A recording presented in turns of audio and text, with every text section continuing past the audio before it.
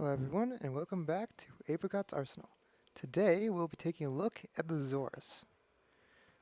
Now, the Xoris is the weapon pretty much mainly used for the Granum Void. As such, this is going to be a build that focuses on both the fighting and, well, the Granum Void aspect of it, although more the latter than the former. So first up, we have the Astral Twilight stance. Well, it's a good stance, I guess. Next up, we have Volatile Quick Return. This is so, like, the blast radius hits when you explode it.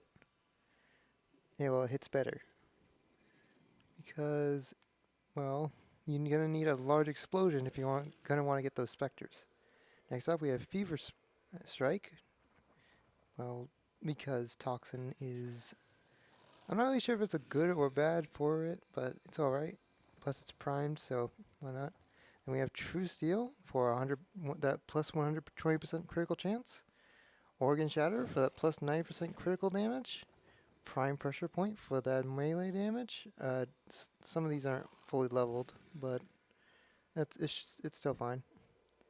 And we have Weeping Wounds and Blood Rush, because the Xoris has infinite combo duration as long as it doesn't explode. So this is more for the regular fighting aspect of it. If you ever find yourself in a battle with the Xoris, although you'll see why that's not really a good idea that you make it a regular melee weapon in a moment.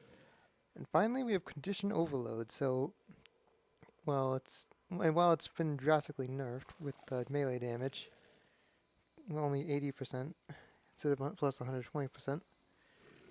It should still be fine. And then, oh yeah, and if you want to make a build specifically for the specters, I recommend, like, this build is fine. I've tested it even with Nightmare, and it still works pretty well. But if you want to, like, change them out, I recommend replacing like Blood Rush with I recommend placing like Weeping Wounds with Power Throw in order to Punch Through is pretty much nullified by Volatile Blast Return. The throw damage will be like pretty good as well. So if the disc hits anyone, it hits any of the specters, it'll do more damage. And replace Blood Rush with Gladiator Might in order to up that critical damage. That way you can do more damage. That's pretty simple. So this weapon does 620 damage. Pretty much all this. Oh yeah, and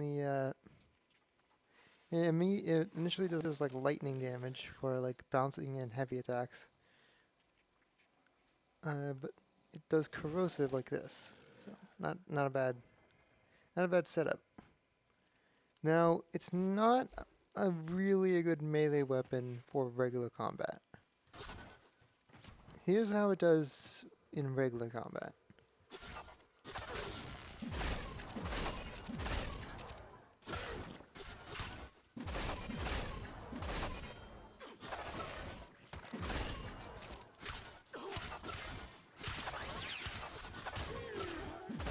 As you can see, it takes advantage of explosions from the from the stance side.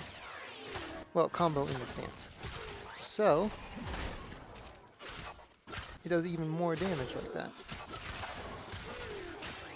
Although it's a bit finicky on what exactly it does. But, it's a Blood Rush. This is the max damage you can do.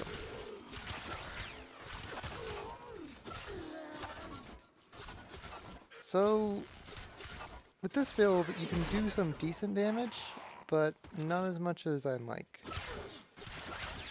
I mean, it's probably with the recent nerfs, it's probably somewhat better than some of the other weapons. Like, I guess it does more DPS than ones like maybe the Strofa? I don't know. The Strofa does like a ton of damage, but we'll get to that in a future video.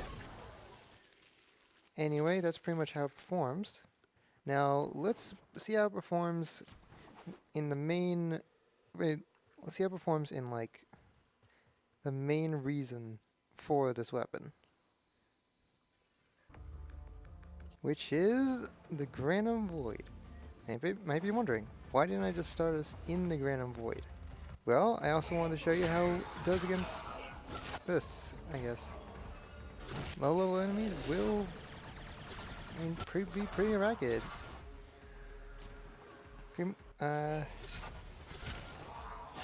Yeah. So it's not really a terrible melee weapon with this build, at least. But, I mean, you could probably find something better.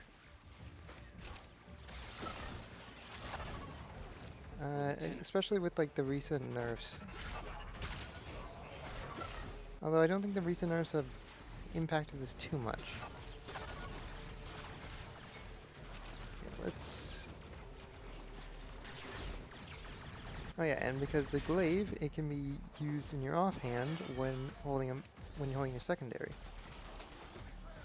Let's get this guy quickly.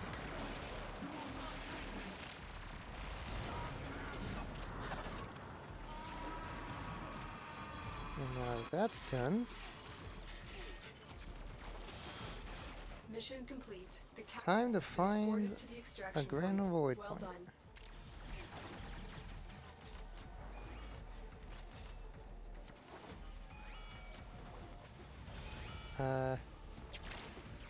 I'm completely blanking. Did we encounter one earlier, or? Hold on. Oh dear. Oh, here it is. Yep, I knew it. I ignore anything I said. I knew it all along. Now we'll see in the Nightmare Void. Already closing. If you want in, get moving. Now, in order to spawn a sister, we just need to get past the first stage. However, this weapon and the build can get all the way to the very end of this by yourself. Look at that range when exploding.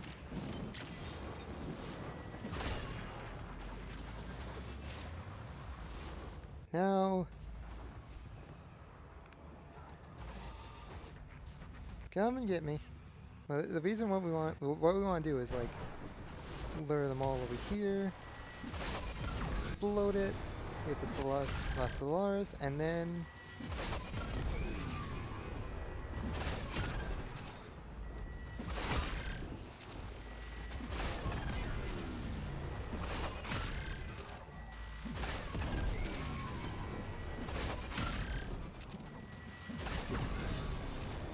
as you can see, if it hits enough of the spectral specters, you continually get a streak going with just endless explosions.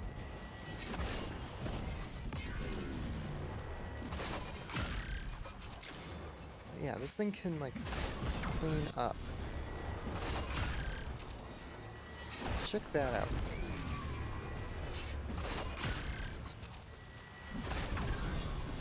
Already done and still have like 30 seconds left.